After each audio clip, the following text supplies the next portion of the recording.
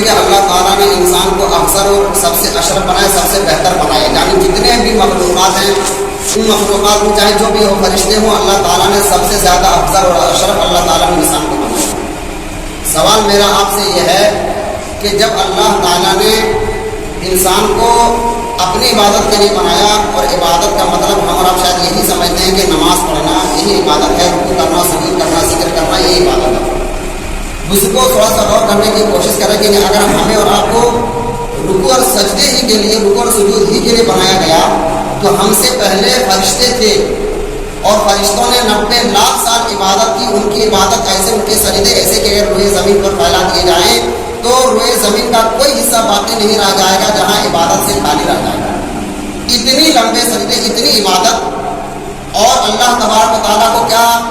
ضرورت تھی کہ انسان کو پیدا کرے، وہ بھی اس انسان کو جس کی عبادت میں ریاکاری، دکھاوا، جن کی عبادت میں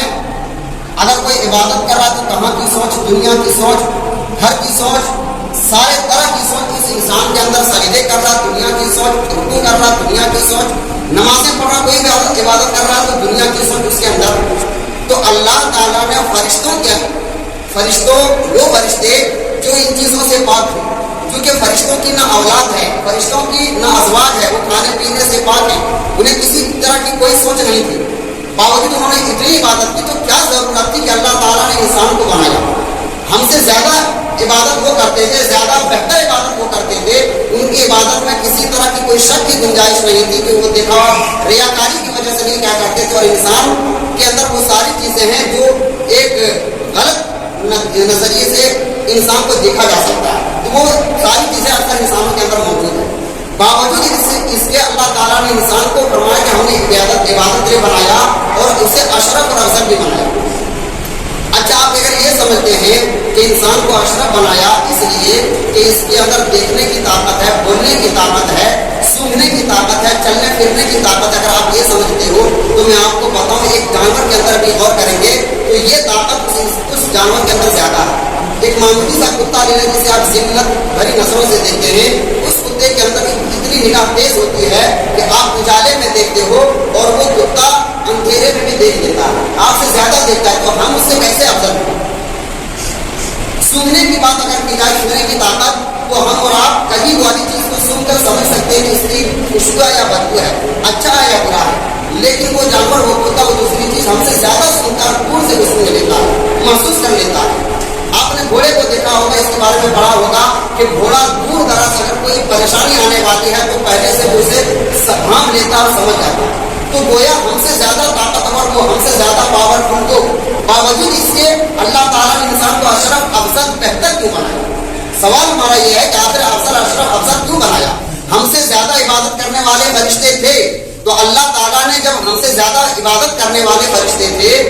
تو اللہ تبارک و تعالیٰ نے پھر انسان کو اسی رکوع، اسی سجود کے لیے کیوں بنایا، کیوں پیدا کیا؟ بزرگ اگر اس کو سمجھنا ہو تو ایک بات میں یہ بھی سمجھاؤں کہ اس کے بعد اللہ تبارک و تعالیٰ نے چاہے زمین کو پیدا کیا، آسمان کو پیدا کیا، ہوا، جو بھی چیز پیدا کی، ان چیزوں کے لیے فرمایا کن کی ہو جاؤ۔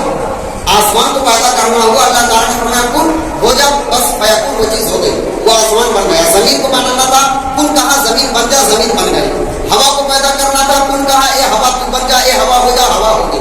جو بھی چیز کو پیدا کرنا ہوا اللہ تعالیٰ نے کن کہا، وہ چیز ہوتی چلی گئی۔ انسان کو بنانے کی بات آئی تو اللہ تعالیٰ نے فرمایا خلقت بیدی، کہ ہم نے انسان کو اپنے دستے قدرت سے بنایا۔ سبحان اللہ، ہم نے انسان کو اپنے دستے قدرت سے بنایا، وہ بھی ایسا دستے قدرت سے بنایا۔ اللہ کے رسول صلی اللہ علیہ وسلم فرماتے ہیں کہ انسان ایک چھوٹی کائنات، انسان ایک چھوٹی دنیا ہے، یعنی اگر آپ کائنات کو، دنیا کے نظام کو اگر سمجھنے کی کوشش کریں، غور کریں تو دنیا کو آپ بہت ساری چیزوں کو دیکھنا پڑے گا، لیکن انسان کے اندر جھانک کر، انسان پر غور کر کے اگر کوئی یہ چاہے کہ ہم کائنات کو سمجھیں تو انسان کو دیکھنے کے بعد کائنات کی سمجھ آ سکتی ہے۔ یہی وہ انسان ہے جو کبھی بول لیتا ہے، یہی وہ انسان جس سے آواز نکلتی ہے، جو کبھی خاموش رہتا ہے، وہی انسان ہے جو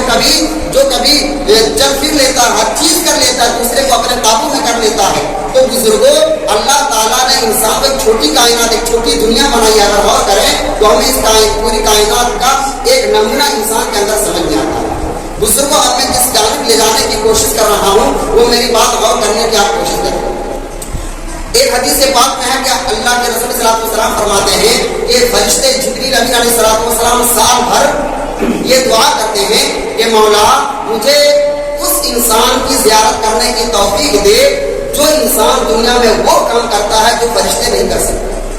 اب ہم سوچیں گے کہ آخر وہ کون سا کام ہے, وہ کون سا عمل ہے جو انسان کر سکتا فرشتے نہیں کر سکتے. تو بزرگوں میں آپ کو بتاؤں, فرشتے کھانے پینے سے پاک ہے, انہیں کھانے کی نوبت نہیں آتی, کھانے کی ضرورت نہیں پڑتی. فرشتے کی اولاد نہیں, فرشتے کی ازواج نہیں, بیوی نہیں, وہ ان چیزوں سے پاک ہیں. اور فرشتے یہی چاہتے ہیں کہ وہ انسان جسے اس رحم دلی کی وجہ سے, ایک دوسرے پر شفقت کی وجہ سے, ایک دوسرے سے محبت کی وجہ سے, ایک دوسرے سے لگاؤ کی وجہ سے, ایک دوسرے کی مدد کرنے کی وجہ سے اللہ تعالیٰ نے انسان کو افضل اور اشرف بنایا ہے, لہٰذا اس انسان کی زیارت میں کروں. فرشتے سال بھر یہ دعا کرتے ہیں اور خدا سے التجا کرتے ہیں, خدا سے التجا کرتے ہیں کہ مجھے اس انسان کی زیارت نصیب فرما جو انسان وہ عبادت کرتے ہیں جو عبادت فرشتے نہیں کر پاتے. تو بزرگوں ایک بات یہ سمجھ میں آئی کہ صرف رکوع و سجود ہی عبادت نہیں, ہاں رکوع و سجود نماز یہ ساری عبادت کا ایک اہم ترین حصہ ہے, اسلام کا ایک اہم ترین رکن ہے. لیکن بزرگوں یہ عبادت ہے, لیکن عبادت صرف یہی نہیں ہے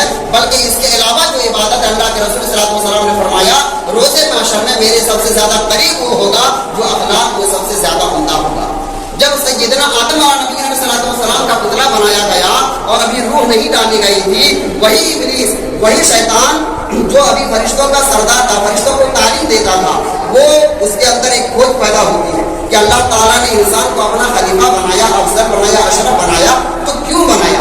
تو غور کرنے کے لیے اس پتلے کو دیکھنے لگا. حضرت آدم علیہ السلام کا پتلا دیکھا, اوپر سے زمین تک, سر سے لے کر پاؤں تک دیکھا, اور دیکھنے کے بعد وہ ابلیس یہ کہتا ہے کہ مجھے تو اس کے اندر کوئی ایسی چیز نہیں معلوم ہوتی ہے کہ جس کی وجہ سے یہ افضل و بہتر ہے. ہمیں اسے دیکھنے کے بعد کسی چیز کا احساس نہیں ہوتا. اگر دیکھتا ہوں تو اوپر سے نیچے تک جسم کے اندر سوراخ ہی نظر آ رہے ہیں, جس سے یہ مطلب سمجھ میں آتا ہے کہ یہ بغیر کھائے چل پھر نہیں سکتا, اگر زیادہ کھا لے پھر بھی چل پھر نہیں سکتا. تو یہ اتنا کمزور انسان اور اسے افضل و اشرف بنایا گیا. فرشتوں نے سوال کیا, کیونکہ فرشتوں کا وہ سردار تھا, فرشتوں کا استاد تھا, تو فرشتوں نے سوال کیا اے ابلیس بتاؤ تو صحیح آخر وجہ کیا ہے کہ اسے افضل بنایا گیا؟ کوئی تو وجہ ہوگی, کوئی تو کارن ہوگا کہ اسے افضل اور اشرف بنایا گیا ہے. تو وہ ابلیس بہت زیادہ غور کرنے کے بعد ایک بات کہتا ہے کہ میں نے غور کیا, مجھے کچھ بات سمجھ میں نہیں, البتہ اس کے سینے کے اندر ایک چیز ہے, ایک تہ کے مانند کوئی چیز ہے جس پر میری نظر نہیں پڑ رہی ہے, جسے میں دیکھ کر اس پر غور نہیں کر پا رہا ہوں, اس کو سمجھ نہیں پا رہا کہ آخر وہ کوئی چیز ہے. شاید یہی وہ چیز ہے جس کی وجہ سے انسان افضل اور اشرف ہے, اور وہ چیز کوئی اور چیز نہیں بلکہ وہ چیز انسان کا دل ہے. وہ چیز انسان کا دل ہے. گویا ایک بات سمجھ میں آئی کہ انسان کا دل ایک ایسی چیز ہے جس کی وجہ سے انسان کو افضل و اشرف بنائے گا. لیکن یہ بھی سمجھ لینا ہوگا کہ صرف اس دل کی وجہ سے ہم اشرف نہیں ہوئے, بلکہ اس دل کو پاک و صاف رکھنے کی وجہ سے, اس دل کے اندر جو قدرت تھی اس قدرت سے پاک کرنے کے بعد ہم اشرف ہوں گے. اس کے اندر جو حسد ہے, اس حسد اور کینہ کپٹ سے پاک رکھنے کے بعد اس دل صاف ہوگا, تو پھر انسان